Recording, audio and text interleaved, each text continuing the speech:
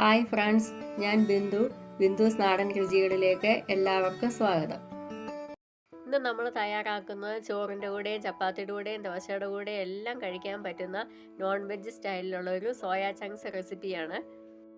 Beef fry മാറി നിൽക്കും, അത്ര ടേസ്റ്റിലാണ് നമ്മളിത് ചെയ്യുന്നത്. അതായത് അതേ രീതിയിൽ തന്നെ അതേ സ്മെല്ലുമാണ് നമ്മൾ ബീഫൊക്കെ കറി വെക്കുമ്പോൾ ഉണ്ടാകണം അതേ സ്മെല്ലുമാണ് നമ്മളിത് ചെയ്യുമ്പോൾ. അപ്പോൾ എത്രയും പെട്ടെന്ന് നമുക്ക് വീഡിയോയിലേക്ക് പോകാം. ഇതെങ്ങനെയാണ് ചെയ്യുന്നതെന്ന് നോക്കാം. നമ്മുടെ കറി തയ്യാറാക്കാനായിട്ട് ഞാൻ 1.5 കപ്പ് അളവിലാണ് സോയാ ചങ്ക്സ് എടുത്തിരിക്കുന്നത്. ഇത് നമുക്ക് തിളച്ച വെള്ളത്തിലിട്ട് ഒന്ന് വേവിച്ചെടുക്കണം. ഇതൊന്ന് തിളപ്പിക്കാനായിട്ട് ഞാൻ ഒരു പാത്രത്തിൽ കുറേ വെള്ളം ഒഴിച്ച് അടുപ്പത്ത് വെച്ച് തിളപ്പിച്ചിട്ടുണ്ട്. അതിലേക്ക് നമ്മൾ എടുത്തു വെച്ചിരിക്കുന്ന സോയാ ചങ്ക്സ് ചേർത്ത് കൊടുക്കാം. ഇതിന് ഒരു 2 മിനിറ്റ് നന്നായിട്ടൊന്ന് തിളയ്ക്കണം. ഇതിലേക്ക് നമുക്ക് കുറച്ച് ഉപ്പും കൂടെ ചേർത്ത് കൊടുക്കാം.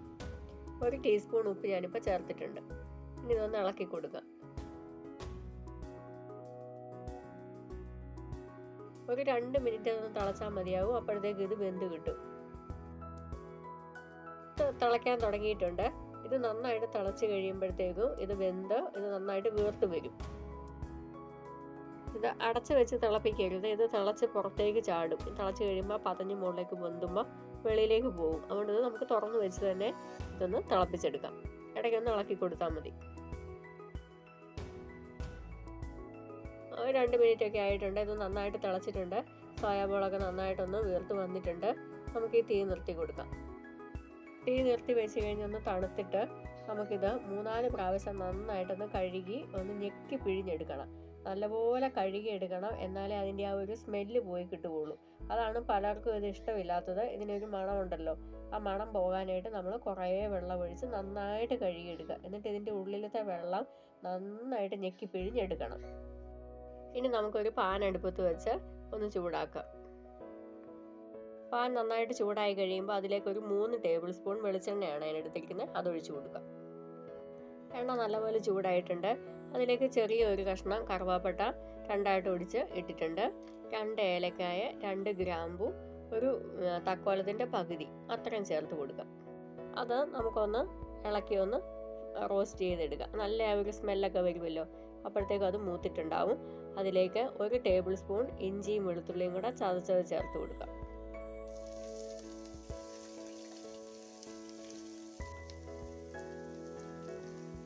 ഇഞ്ചിയും വെളുത്തുള്ളിയും നല്ലപോലെ ആ മൂത്ത സ്മെല്ല് വന്നു കഴിയുമ്പോൾ 2 മീഡിയം സൈസ് സവാള ചെറുതാക്കി അരിഞ്ഞതാണ് അതുകൂടെ ചേർത്ത് കൊടുക്കാം.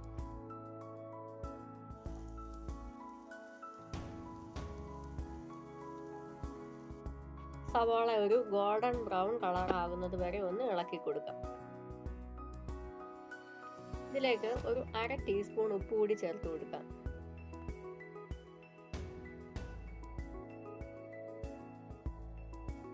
ഒരു പച്ചമുളക് നെടുകെ കീറിയത് ചേർത്ത് കൊടുക്കാം.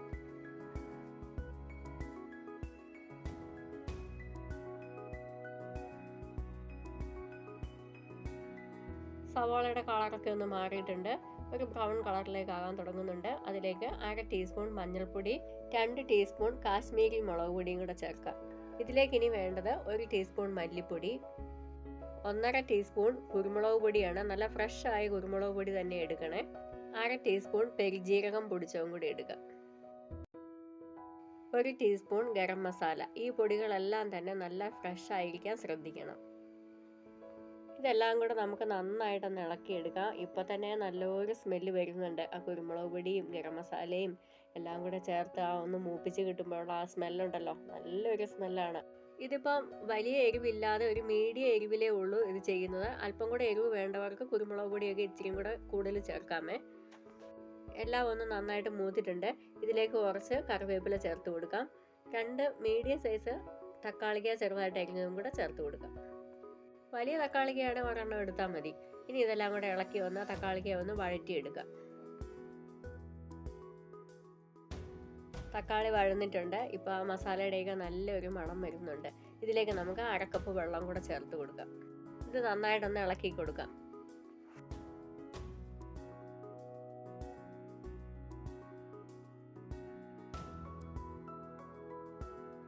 ഇതൊന്ന് തിളയ്ക്കണം. നമുക്ക് നന്നായിട്ടൊന്ന് ഇളക്കി കൊടുക്കാം. ഇനി ഇതിലേക്ക് 1/2 ടീസ്പൂൺ ഉപ്പ് കൂടി ചേർത്ത് കൊടുക്കണം.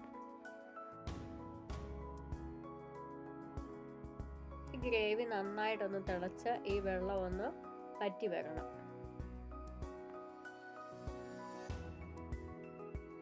ഇപ്പം ആ മസാലയൊക്കെ നന്നായിട്ടൊന്ന് കുറുകി വരുന്നുണ്ട്. തക്കാളിക്കൊക്കെ നന്നായിട്ട് അത് ഗ്രേവിയിലേക്കൊന്ന് ഉടഞ്ഞു ചേർന്നിട്ടുണ്ട്. ആ വെള്ളമൊക്കെ ഒന്ന് വറ്റി ഗ്രേവിക്കകത്ത് എണ്ണയൊക്കെ ഒന്ന് തെളിഞ്ഞു വരുന്നുണ്ട്. ഈ സമയത്ത് നമ്മൾ കഴുകി പിഴിഞ്ഞ് വെച്ചിരിക്കുന്ന സോയാബോൾ ഒന്ന് ചേർത്ത് കൊടുക്കാം. ഇത് നന്നായിട്ടൊന്ന് ഇളക്കി ഗ്രേവി അതിലെല്ലാം ഒന്ന് നന്നായിട്ട് പിടിപ്പിച്ചെടുക്കണം. നമ്മുടെ ഈ മസാല നമ്മുടെ ഈ സോയാ ചങ്ക്സിൽ നന്നായിട്ട് നമുക്കൊന്ന് ഇളക്കി പിടിപ്പിച്ച് കൊടുക്കാം. അത് നന്നായിട്ടൊന്ന് പിടിച്ച് കിട്ടണം. അതുവരെ നമ്മളൊന്ന് ഇളക്കി കൊടുക്കണം. നമ്മുടെ ഈ സ്പെഷ്യൽ മസാലക്കൂട്ടുണ്ടല്ലോ, അതാണ് നമ്മുടെ ഈ റോസ്റ്റിന് ഭയങ്കരമായിട്ടുള്ള ടേസ്റ്റ്. അത് നല്ല രുചി, അത് സ്മെല്ലും അതെ അതുപോലെ കിട്ടണമെന്നുണ്ടെങ്കിൽ ആ സ്പെഷ്യൽ മസാലക്കൂട്ട് തന്നെയാണ്. ഇതേ അളവിൽ നമ്മൾ ചേർത്തുണ്ടാക്കിയാൽ എല്ലാവർക്കും ഇഷ്ടപ്പെടുന്ന ഒരു ടേസ്റ്റ് തന്നെ കിട്ടും. നമ്മുടെ സോയാ ചങ്ക്സ് നമ്മൾ ഉപ്പ് ചേർത്താണ് തിളപ്പിച്ചതെങ്കിലും അത് പലതവണ കഴുകി പിഴിഞ്ഞൊക്കെ വരുമ്പോഴത്തേക്കും അതിൽ ഉപ്പൊക്കെ കുറേ പോയിട്ടുണ്ടാവും. അതുകൊണ്ട് 1/2 ടീസ്പൂൺ ഉപ്പും കൂടെ ചേർത്ത് കൊടുക്കുകയാണ്. മസാലയെല്ലാം നന്നായിട്ടൊന്ന് പിടിച്ച് കഴിയുമ്പോൾ അതിലേക്ക് 1/2 കപ്പ് വെള്ളം കൂടെ ചേർത്ത് കൊടുക്കാം. ഞാനിപ്പോൾ ഇവിടെ ചേർത്തേക്കുന്നത് തിളപ്പിച്ച വെള്ളമാണ്. ആ തിളപ്പിച്ച വെള്ളം ചേർക്കുന്നതാണ് നമ്മുടെ കറിക്ക് ടേസ്റ്റ് ആവുന്നത്. പച്ചവെള്ളം ചേർത്ത് കഴിയുമ്പോൾ മസാലയുടെ ആ കൂട്ടങ്ങ് മാറിപ്പോവും. ഇതിന് നന്നായിട്ടൊന്ന് ഇളക്കി ഒന്ന് തിളപ്പിച്ച് നന്നായിട്ട് ആ വെള്ളം ഇതിൽ നിന്ന് വറ്റിച്ചെടുക്കണം. അപ്പോൾ നമുക്കിതൊന്ന് അടച്ചു വെച്ച് കൊടുക്കാം. അടച്ചു വെച്ചിട്ട് ഒരു 2 മിനിറ്റ് ആയിട്ടുണ്ട്. നമുക്കിതൊന്ന് ഇളക്കി കൊടുക്കാം. ഇതിപ്പോൾ നന്നായിട്ട് തിളച്ചിട്ടുണ്ട്. നമുക്കിതൊന്ന് ഇളക്കി കൊടുക്കാം. ഇങ്ങനെ നമ്മളിത് വെച്ച് അടച്ചു വെച്ച് തിളപ്പിക്കുന്നത് എന്തിനാന്ന് ചോദിച്ചാൽ സോയാ ചങ്ക്സിനകത്തേക്ക് നമ്മുടെ മസാല കൂട്ടിൻ്റെ ഇതെല്ലാം പിടിക്കണം.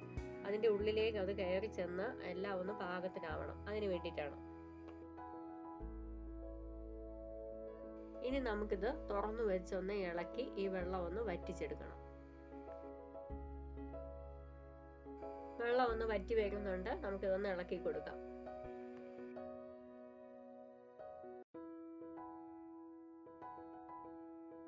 ഇതിലെ വെള്ളം എല്ലാം ഒന്ന് വറ്റിയിട്ടുണ്ട്. നമുക്കിതിനി നന്നായിട്ട് ഇളക്കി ഒന്ന് റോസ്റ്റ് ചെയ്തെടുക്കാം. ആ മസാലയൊക്കെ അതിലേക്ക് ഒന്ന് നന്നായിട്ട് പിടിച്ച് ഒന്ന് മൊരിഞ്ഞ് കിട്ടട്ടെ.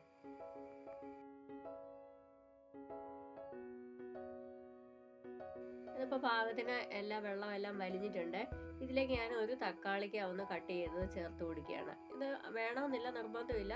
ഒരു ഭംഗിക്കും ഒരു ടേസ്റ്റിനും ഒക്കെ വേണ്ടിയിട്ട് ചേർക്കുന്നതാണ്.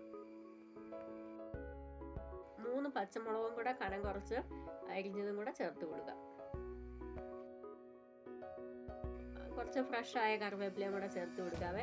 ഇതിൻ്റെയൊക്കെ ആ ഒരു ഫ്ലേവർ ഇപ്പോൾ കറിയിലേക്ക് കിട്ടുമ്പോൾ നമുക്ക് നല്ല ഒരു ടേസ്റ്റ് വരും. നമുക്കിതെല്ലാം കൂടെ നന്നായിട്ടൊന്ന് ഇളക്കി കൊടുക്കാം. നോൺ വെജ് സ്റ്റൈലിലുള്ള നമ്മുടെ സോയാ ചങ്ക്സ് റെഡി ആയി കഴിഞ്ഞു. ഇത് കുട്ടികൾക്കായാലും വലിയവർക്കായാലും എല്ലാവർക്കും ഇഷ്ടമാകും. തീർച്ചയായിട്ടും നിങ്ങളൊന്ന് ട്രൈ ചെയ്ത് നോക്കിയിട്ട് നിങ്ങളുടെ അഭിപ്രായങ്ങളൊക്കെ ഒന്ന് പറയണം. ഈ റെസിപ്പി ഇഷ്ടമായാൽ വീഡിയോ ലൈക്ക് ചെയ്യാൻ മറന്നു പോകരുത്. അതുപോലെ ചാനൽ സബ്സ്ക്രൈബ് ചെയ്യാതെ കാണുന്ന എല്ലാവരും ഇതൊന്ന് സബ്സ്ക്രൈബ് ചെയ്യണം.